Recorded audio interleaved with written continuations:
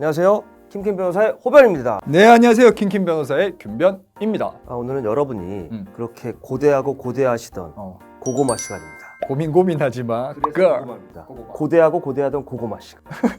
고민하지 마, 여러분. 이게 사실은 저희 채널 설립 취지, 운영 취지에 맞게 일반 시청자분들, 구독자분들의 생활 밀접한 법률에 대한 궁금증을 답변 드릴 수 있게 돼서 사실은 조회수는 더럽게 안 나왔지만 그렇죠. 굉장히 저희는 만족합니다. 그리고 우리 제작진도 만족하고 우리 채널 색깔에 맞는 좋은 것 같아요. 딱 한 가지 아쉬운 점이 있다면 역시 조회수죠. 그렇죠. 마음이 답답합니다. 그러니까요. 사실은 이걸 저희가 하러 와서 다 찍을 수도 있어요. 음. 근데 그러면 우리 감독님들 과로사야 안 돼. 밥도 못 드시고 진짜. 연애도 못 하고 잠도 못 자고 다 우리 때문에 지금 큰일 났어요. 지금 연애 고자가 되게 생겼어. 그러니까요. 집을 못 가니까. 그래서 많은 분들 사연을 저희가 지금 내부적으로 의논하고 하지만 실제로 방송되는 사연은 좀 한정될 수밖에 없다는 걸 좀 양해를 해주시고요. 양해 부탁드립니다. 택배기사가 고객한테 전화를 한 후 고객의 말대로 집 앞에 두고 인증사진을 고객한테까지 보내줬는데도 택배가 도난을 당했다면 법적으로 책임은 택배사가 지는 건가요? 집 앞에 이제 택배 기사님이 네. 연락을 해서 집 앞에 두고 가도 되겠습니까? 라고 해서 고객님이 그러시죠 하고 인증사진까지 찍었는데 없어졌다는 거죠. 그렇죠. 이러면 어떡하죠?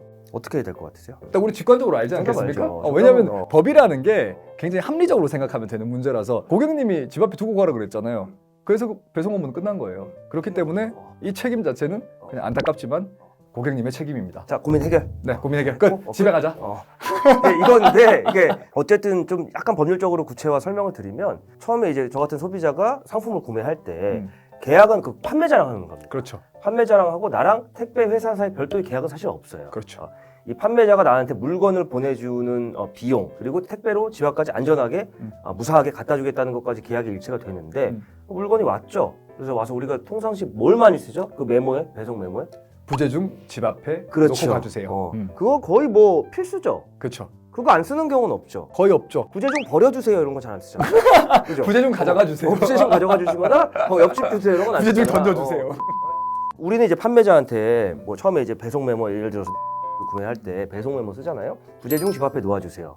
그런 거는 이제 다 계약의 일부를 이루는 겁니다. 그래서 이것이 계약의 최종 단계다라고 하는 건데 아마 이 사연은 그런 게 없었던 것 같아요. 그래서 전화를 하셨던 것 같고 그렇죠. 고객이 집 앞에 두고 가라. 내가 생각할 때 집 앞에 두고 가도 없어지지 않을 거니까 분실되지 않을 거니까 두고 가라라고 이야기를 했고 거기까지로 해서 택배 기사의 그냥 책임과 의무는 다 끝나는 거고 그리고 또 판매자의 책임과 의무도 사실 거기서 끝이 나는 거죠. 그렇죠. 뭐 경우에 따라 가지고는 택배 회사들이 이제 경쟁이 심하다 보니까 법적인 책임은 없더라도 이미지 때문에 분쟁이 휘말리기 싫으니까 그냥 물어주고 넘어가는 경우도 왕왕 있다고는 하긴 하더라고요. 근데 법적으로는 뭐 집 앞에 놓아두고 가라 또는 부재중 집 앞에 두세요라고 했다고 하면은 책임은 없어지는 거죠. 그런데 말입니다. 그런데 말입니다. 만약에 이 사연에서 택배 기사님이 이 고객한테 그런 연락을 받지 않고 배송 메모도 없었어요.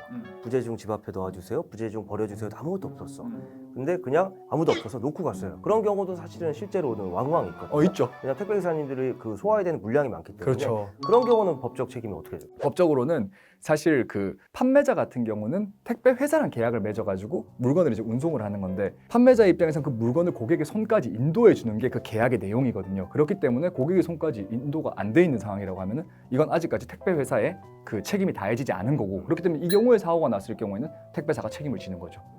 조금 더 디테일하게 법리적으로 말씀드리면 그럼 구매자인 내 입장에서는 나는 이제 판매자한테 일단 청구를 하는 거죠. 왜냐하면 택배 그 회사와 난 계약된 게 없으니까 판매자가 알아서 택배 회사를 이제 계약을 체결하고 보낸 거여서 나는 판매자한테 기본적으로 직접 수령까지 해주는 계약을 한 거고 아까 얘기한 부재시 집 앞에 놓아줘서 내가 그 조건을 변경한 거죠. 그래서 나는 판매자한테 당연히 배상을 청구하면 그 판매자는 그 물건을 다시 보내주거나 혹은 이 특정 기간까지 도착했어야만 반드시 그 원래 기능을 달성할 수 있는 물건이다.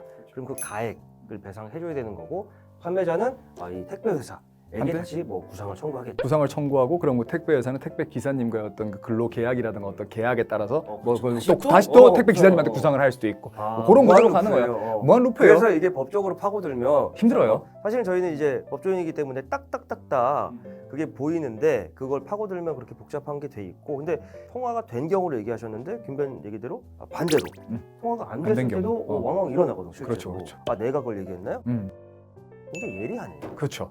질문 자체가 출제자의 의도, 질문자의 의도를 뒤집어서 이것까지 뽀섭해야 이런 사람들이 똑똑하다 말 많이 오늘 유독 콧날과 턱선이 예리하네요. 이발을 오랜만에 이발을 해서 오늘 이쁘네요. 근데 가끔 가다가 꼭 우리나라에서 구하기 힘들거나 뭐 해외 직구를 한다거나 그런 경우들 있죠. 어디 뭐 배송의 문제 때문에 먼 거리에 물건이 있어서 음. 그런 경우는 있어요. 그럴 때 있죠. 어떻게 하죠? 그럴 때는 조금 아깝다고 생각하지 마시고 보험을 무조건 가입을 하세요. 예, 보험을 가입하게 되면은 묻지도 따지지도 않고 묻지도 따지지도 않고. 그래서 어쨌거나 보험을 가입하시게 되면은 그때는 비용이 발생하기 때문에 뭔가 약간 속이 쓰리고 그럴 수 같더라도. 자동차 보험 가입하는 거랑 똑같은 거예요. 그렇지. 왜냐하면 리스크를 분산시키는 건 굉장히 중요한 문제거든요. 그래서 사실 그리고 더 중요한 거는 고가 물건 같은 경우는 가능하면 직거래, 얼굴 보고 근데 거리가 너무 멀어서 그러니까. 안 된다거나 뭐 사정이 있어서 안 된다면 반드시 보험을 들고 준비한 얘기대로 그렇게 하면 좋은데 또 해외 직구 같은 경우는 그 법률적인 게 그대로 적용될 수 있다 손 치더라도 네. 실제 배상의 문제에서는 네. 그 나라 법원에 청구해야 되는 문제가 있어서 나도 뭐 이 나라에서 하더라도 집행을 또 그 그렇지. 나라 법원 가서 또 해야 되니까 재산은 거기 그렇지, 있으니까 그렇지. 그런 문제가 있으니까. 그러면은 이제 의도치 않게 외국 변호사도 만나야 되고 하니까 가급적 해외 직구는 난 좀 고가는 안 했으면 좋겠다라는 주의. 해야 된다면은 그냥 어쩔 수 없이 보험을 가입하라는. 아무튼 이렇게 사연 보내주셔서 너무 감사하고 여담으로 그 댓글에 하트는 누가 달아주시나 했는데 저희가 답니다. 맞아요. 근데 약간 느낌대로 달아요. 느낌대로. 그날의 약간 느낌대로. 왠지 오늘 심통을 내면서 달고 싶지 않을 때가 있어. 왜? 내가 우울하니까. 내가 센치하니까.